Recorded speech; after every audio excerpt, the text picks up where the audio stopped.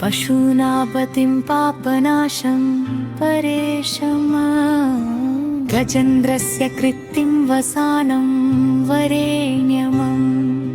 जटाजूटमध्ये स्फुरत्काङ्गवारिं महादेवमेकं स्मरामि स्मरारिम् शम्भो शेषं सुरारातिनाशं विभुं विश्वनाथं विभूत्यङ्गभूषम् विरूपाक्षमिन्वर्भवं त्रिनेत्रं सदानन्दमीडे प्रभुं पञ्चवक्त्रम् गिरीशं गणेशं गले नीलवर्णं गवेन्द्राधिरूढं गुणातीतरूपम् अवङ्घास्वरं भस्मनाभूषिताङ्गं भवानीकळत्रं भजे पञ्चवक्त्रम् शिवाकान्त शम्भो शशाङ्कार्धमौले महेशानशूलिन जटजूटधारिण त्वमेको जगद्व्यापको विश्वरूप प्रसीद प्रसीद प्रभो पूर्णरूप परात्मानमेकं जगद्बीजमाद्यं निरीहं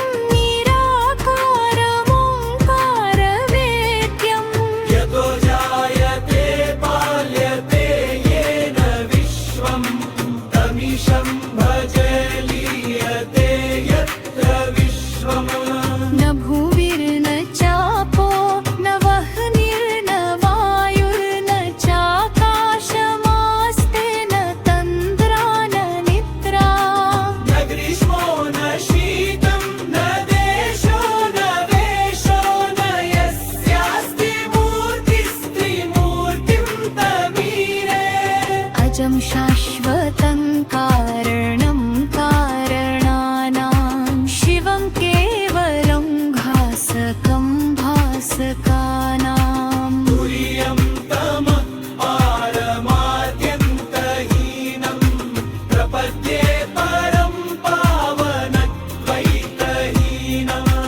नमस्ते नमस्ते विभो विश्वमूर्ते नमस्ते नमस्ते चिदानन्दमूर्ते नमस्ते नमस्ते तपोयोगगम्य नमस्ते नमस्ते श्रुतिज्ञानगम्य प्रभो शूलपाणे विभो विश्वनाथ महादेव शम्भो महेश त्रिनेत्र शिवाकान्त शान्त स्मरारे पुरारे पदन्यो वरेण्यो न मान्यो न गण्यः शम्भो महेश करुणामय्य शूल पाणे गौरीपते पशुपते पशुपाशनाशिन काशीपते करुणया जगददेते कस्म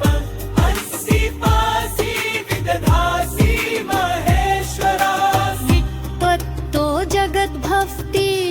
देव भव स्मरारे त्वय्येव तिष्ठति जगदम्बिड विश्वनात्मा मय्येव गच्छति लयं जगदेतदीशलिङ्गात्मकं हर चराचर विश्वरूपिणः